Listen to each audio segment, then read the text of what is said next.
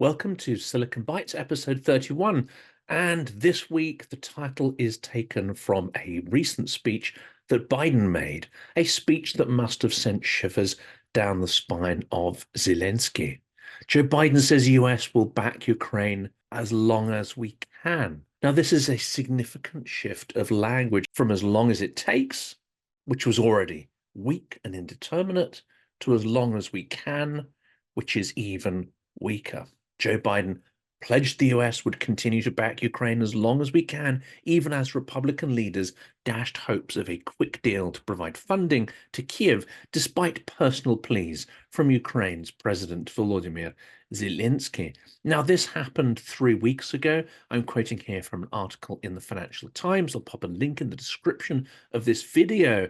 I reiterate this story because the language needs to change. In 2024, it's going to be critical to arm Ukraine to defeat Russia.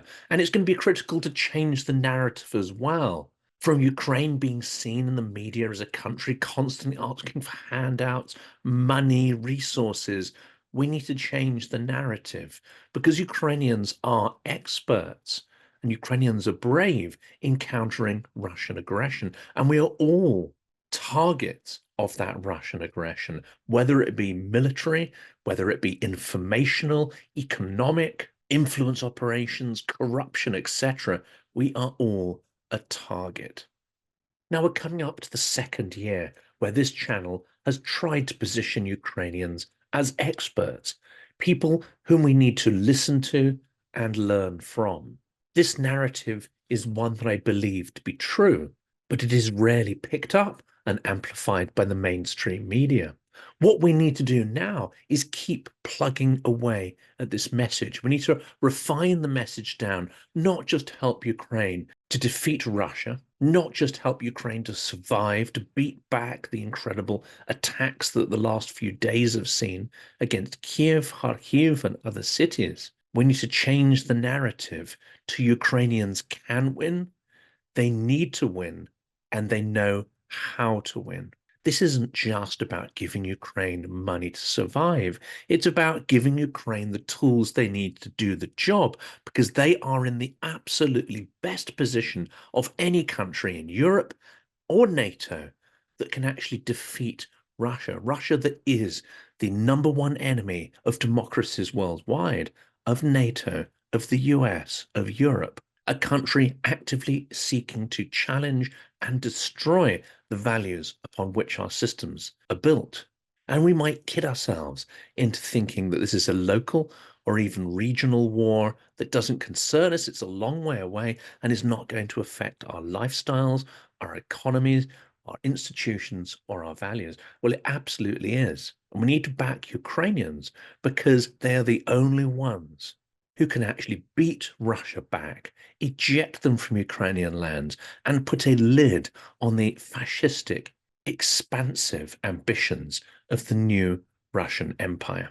This is dangerous language, and it signals to Russia a lack of will, not only to support Ukraine, but to defeat Russia and to defeat its aggression. And this is very fertile territory for Russian disinformation warfare. Here we see warfare by diplomacy and information taking place, especially based on an article that recently appeared in the New York Times. The headline of that was that Putin quietly signals he is open to a ceasefire. This apparently was reporting based on signals provided by Russian diplomats through diplomatic channels that Putin has an interest in a ceasefire that dates back to at least September, aiming to freeze the fighting along current lines. Putin, on the one hand, can be seen as opportunistic and improvisational, with potential shifts in his position based on battlefield momentum, says the New York Times. But this is in stark contrast to the consistency in his actions, the consistency of aggression against Ukrainian civilians, cities, infrastructure, and his clear attempts over these last 2 years to destroy the Ukrainian economy and any basis that allows Ukraine to remain resilient and resist Russia's aggression. This is an extremely dangerous article, and this is where the pincer movement comes in. The New York Times is an influential publication. This article has been shared many, many times over and is syndicated and reproduced through many online media portals. But at the same moment it came out, we also hear in another article of Russian Foreign Minister Sergei Lavrov hinting that Western nations are quietly changing their strategy regarding Ukraine. This is classic Lavrov as well, the lying mouthpiece for Russian foreign relations. It begins, he says, with whispers coming from certain Western capitals. Why don't you meet with someone in Europe who would be ready to talk and maybe talk about Ukraine without Ukraine? Lavrov told state-owned media news organization RIA Novosti and Россия 24. Western politicians used to boast of a position, not a word about Ukraine without Ukraine being present. But now there are hints and leaks in Western media that the West now wants to look for some way out of the situation, Lavrov is quoted as saying, but in ways that would still make it possible to declare a victory for Ukraine. Now, this is a classic Russian technique. You potentially influence or seed an article in the Western press, then you echo that back in your own press as if it is a fact, a reality. You create your own set of lies, whether or not anyone in Western diplomatic or political circles ever pronounced anything like this. You create a kind of hall of mirrors, a reality in which you seed the message and reflect it back to your own people as reality. And what Lavrov is also trying to do is to create a reality on the ground, one from which there may not have been much appetite before, but by seeding and framing the informational space, you make it that much more likely to be talked about and potentially adopted as a policy position. Well, let's get into some of the first stories of the year. And this is one reported by practically every media outlet, and it has even had some coverage in the mainstream Western media because of its sheer scale. This is the attacks on Ukraine that have been launched by Russia, combined attacks both prior to New Year, after the Novacherkassk was sunk, and another huge assault on Ukraine straight after New Year's Day. This is the latest update from the Kyiv Independent: 5 killed, 127 injured in Russia's large-scale attack against Ukraine. The death toll of the Russian January the 2nd large-scale attack against Ukraine rose to 5 people, the state emergency services have reported. Also, 127 people are injured, among them are children. Russia apparently launched at least 99 missiles of various types against Ukraine on the morning of January the 2nd, especially targeting Kyiv, the surrounding regions, and Kharkiv. The missile attack was preceded by a wave of Shahed kamikaze drones.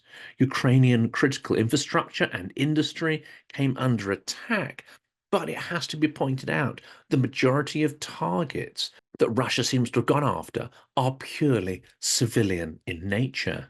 This is not an assault that will provide any military advantage, and it certainly won't destroy the Ukrainians' will to resist and carry on fighting Russia. It is a pointless act of retribution and barbarism. Now, Ukraine has been able to shoot down a large number of these missiles and drones, but those that get through, and of course the fragments of these missiles and drones still come to ground. They cause fire, they cause damage, and they cause injuries. And here is an interesting angle on that story that is reported in the Kyiv Post. This is that Russia uses CH-101 cruise missiles that were manufactured in Q4 of 2023 in the most recent attack on Kyiv. Now, there has been a pause of Russian missile attacks on Ukraine. It's believed because they were stockpiling missiles for these large-scale strikes. And it's interesting, the Kremlin tries to disguise the production date, production years of missiles to conceal the possible origin of the missile components as much as possible, and also to prevent war analysts and Ukrainian intelligence analysts from trying to estimate how much of the Russian missile stocks remain. Now, the authors of this article state that even though Russia used missiles manufactured in the last quarter to attack Kiev, does not necessarily mean that their missile arsenal is running out. And there's quite a lot of detail in this article, which I think those who are, really want to get into this story will find quite interesting. Russia has been attempting to disguise the information on the date of manufacture of different missiles. Typically, missiles contain a 10-digit serial number that applies to each missile, and its components can be identified. But since the beginning of last year, Russia has been attempting to disguise this information, initially by using a grinder, a metal grinder, to remove the number. The latest missiles are marked up with up to 13 apparently randomly generated incomprehensible numbers, again as an effort to try and hide the manufacture dates and origins of the missiles being fired on Ukraine. And in response to these massive attacks, Ukraine is urging faster Western arms deliveries to help it not just defend, but also to blunt Moscow's capability of launching such attacks in the first place. On Tuesday, Ukraine called on its allies to accelerate deliveries of weapons after another deadly Russian missile attack, almost 2 years into Russia's invasion. Kiev's foreign minister, Dmitry Kuleba, urged Western countries to respond decisively to the attack, including accelerating the supply of additional air defense systems, combat drones of all types, and long-range missiles. And many of you'll see from images of these missile impacts, even if the target was civilian infrastructure, many of them seem to land either in buildings or in car parks. There doesn't seem to be an incredible amount of precision behind the Russian weapons. This can be extended to the unreliability of those same systems. And this is a story from the KYIV Independent. Russian missile reportedly hits Russian village amid the latest mass attack on Ukraine. And this is an extraordinary kind of Soviet phrase here. And it's attached to this picture of houses that are clearly destroyed in the Russian village of Petropavlovka, which is in the Voronezh Oblast, and the Russian military have said that a Russian aircraft made an emergency release of an aircraft ordnance. Essentially, they bombed their own village. And what an extraordinary, obtuse, and mendacious phrase that is, to cover up for a horrendous attack on your own people. Russian Defense Ministry claimed there were no casualties, but 6 private buildings were damaged. Videos and photos of the explosion's aftermath were posted on local Telegram channels, showing a large crater and extensively damaged houses in the village. Petropavlovka is located about 100 kilometers from the border with Ukraine. And what is going to be Kiev's response to these horrific Russian attacks? Well, this story that was penned on December the 30th, towards the end of last year, quotes many people in Kiev who are interviewed saying, "Hit the Kremlin. Kievans don't hold back," after Russia's mass attack kills 9 and wounds 30 in the capital. And that was the first attack. Of course, on the 2nd of January, there has been an attack on an equivalent scale across the country. And people don't hold back their feelings towards Russians now after these horrific attacks. "They're just murderers," said one lady. "Honestly, I can't find the words to describe my opinion on Russians. We need to hit the Kremlin and Moscow, and then perhaps the situation will somehow change." And reprisals are perfectly understandable in the circumstances. But of course, military planners in Kiev are far smarter than that. They do not want to waste precious munitions, especially storm shadows, on indiscriminately hitting either civilian targets, cultural targets, or civilian infrastructure. They want to go after military logistics and targets that actually support Russia's war effort, that actually allow the Russian war machine to carry on attacking Kiev and maintaining attacks on the southern and eastern front. So whereas the mood may be turning amongst the public towards a harsher response towards Russia, we should expect Ukraine's military planners to retain their strategic focus on targets that can help turn the tide of the war. Now, there's one link I'm going to put in the description here. Again, it's from the KYIV Post, and it's one of their long article pieces. I'm not going to read the whole thing out because that would take many hours. It is a fantastic piece of work here, though, and it discusses the historical disunity of Ukrainians and Russians. It seeks to overturn that propaganda narrative that these are friendly peoples that share thousands of years of common history, etc., etc., etc. And of course, that is the reason that Vladimir Putin used to justify his full-scale invasion, especially with the essay he wrote, the pseudo-academic essay that prefigured the announcement of the full-scale invasion. And the article writes, contrary to Putin's statement, Ukraine is fundamentally different from Russia. It's important to restate the central principles which divide Ukraine and Russia, their systems of government, the fact that over the hundreds of years of their history, they have adopted fundamentally different views on the relationships between the individual and the state. So even though their history is a complex and at times intertwined one, it's important to understand the key differences between Ukraine and Russia to understand why Ukraine is fighting so hard to remain independent. The article explains in detail why Ukrainians are fundamentally a European and democratic people who favor freedom and democratic principles. It explains why Ukrainians fought many battles against the ever-expanding Russian Empire, sometimes in alliance with Poland, sometimes in alliance with other countries like Sweden, and even after the horrific Holodomor of 1932 to 1933, when Stalin created an artificial famine and killed countless millions to try and break the will of Ukrainian peasant farmers, so-called KYIV, who refused to give up their land. It shows the persistence of the idea of freedom within Ukrainians' nature. Now Ukraine is fighting for its survival against a great autocracy that denies Ukraine's existence. And this is more than just the struggle of a free people against a large and powerful neighbor. It's the struggle of different ideologies around the relationship between the people and the state. Do we want Putin's model to be victorious? The article asks. Is the state supreme above all other concerns, including the rights and welfare of the individual? If Ukraine succumbs, if we allow Ukraine to succumb to this, then what does that tell us about how we cherish our own ideals of freedom and democracy? And what are we willing to sacrifice to defend those?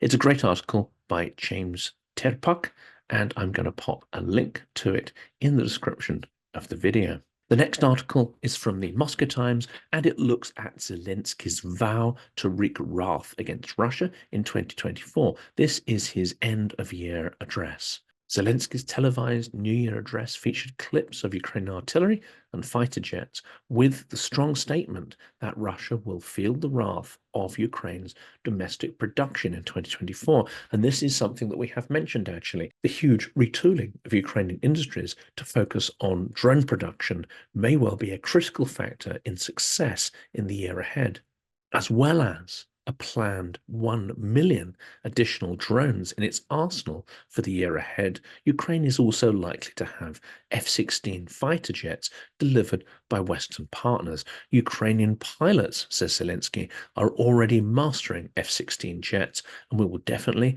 see them in our skies in the months ahead. This was a generally upbeat address, but it also recognized the setbacks of 2023 and, of course, the immense hardship and suffering that Russia continues to inflict upon Ukraine.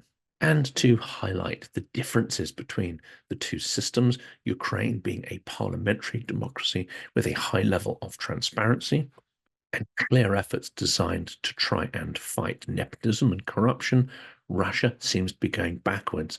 This article from the Moscow Times is absolutely fascinating. It says that half of Putin's decrees were classified in 2023.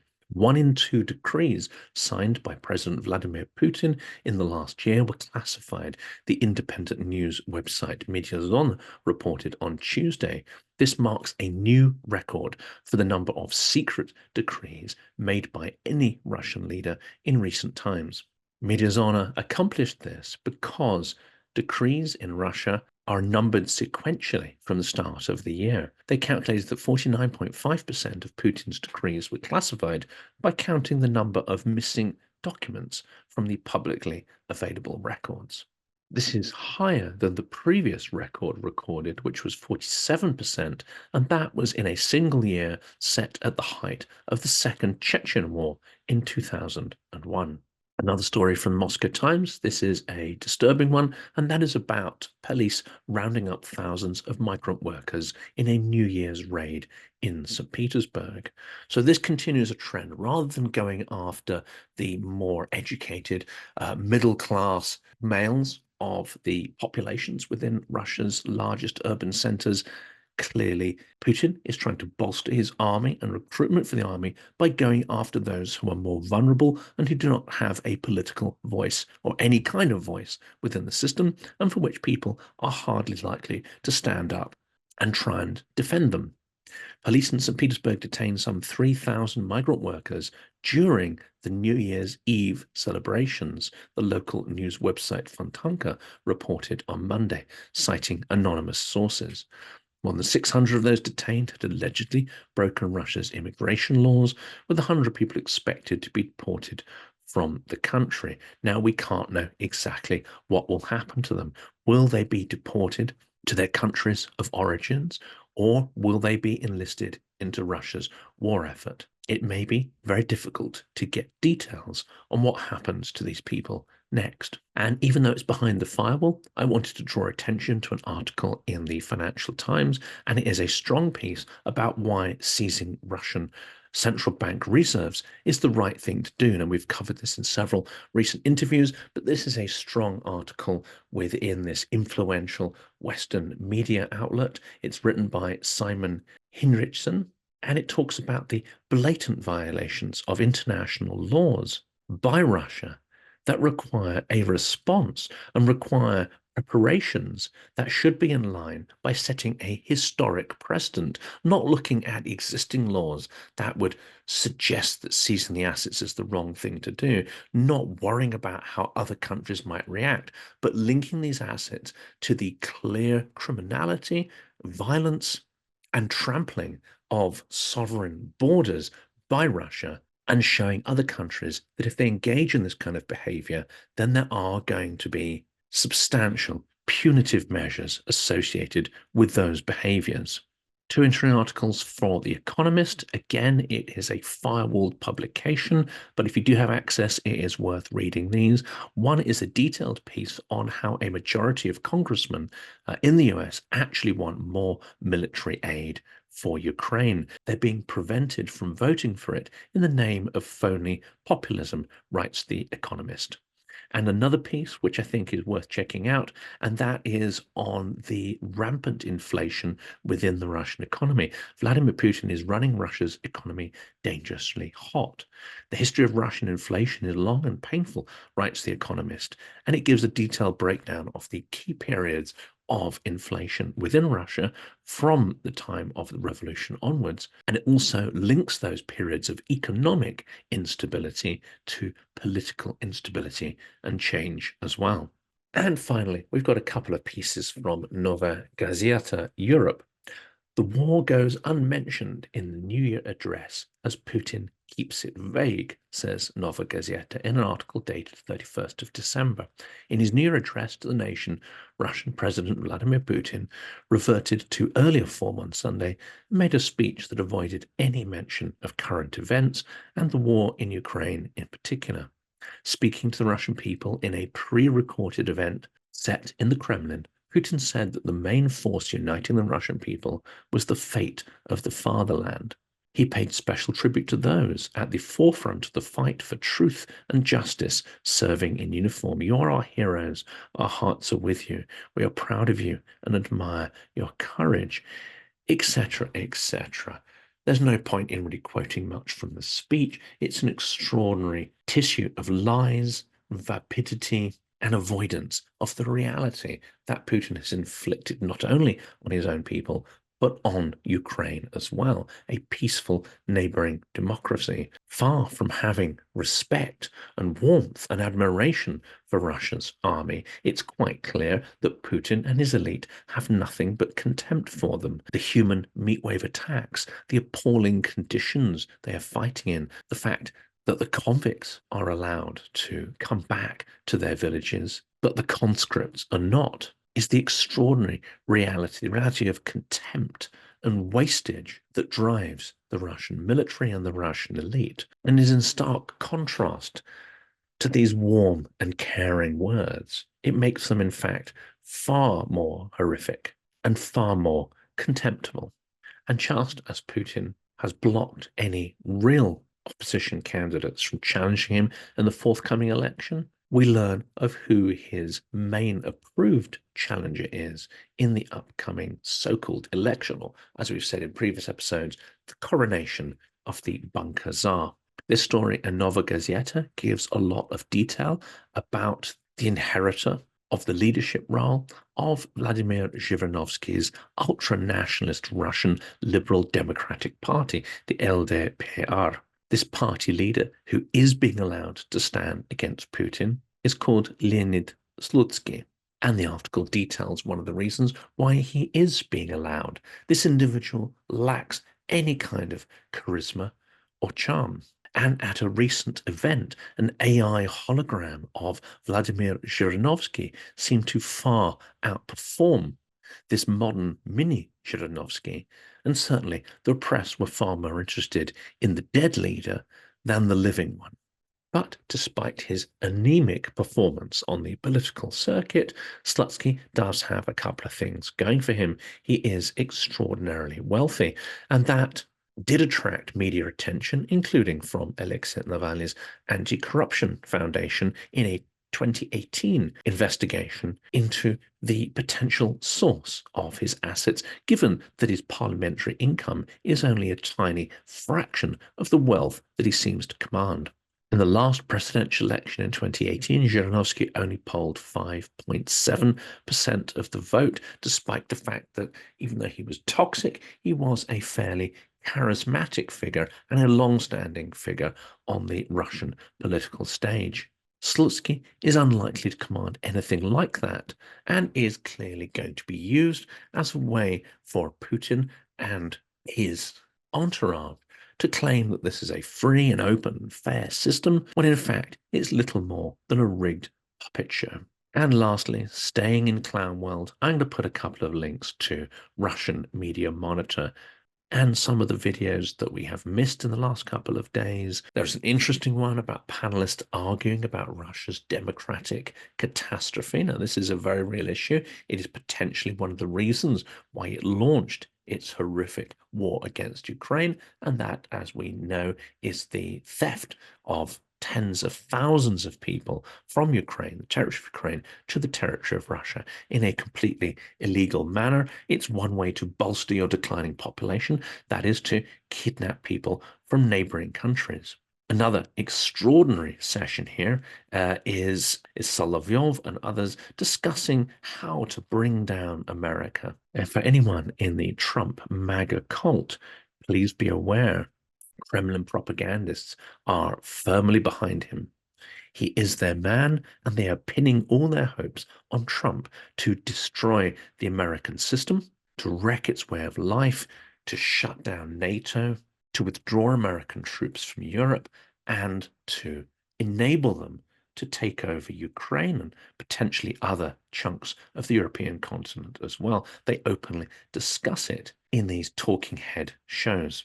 And lastly, I'm not going to quote from it or put any clips from it, but Russia's New Year celebration Maybe missing a couple of faces this year, those who've been excluded because of their participation in the so-called nearly naked party.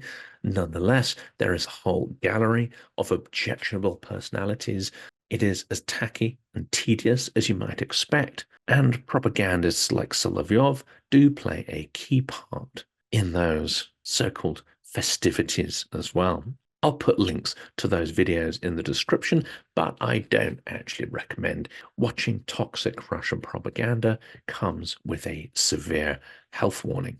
We'll end this clip today with a number of images that are taken from the various publications, and they show the terrible price of the war that Moscow has inflicted on Ukraine in the last 12 months.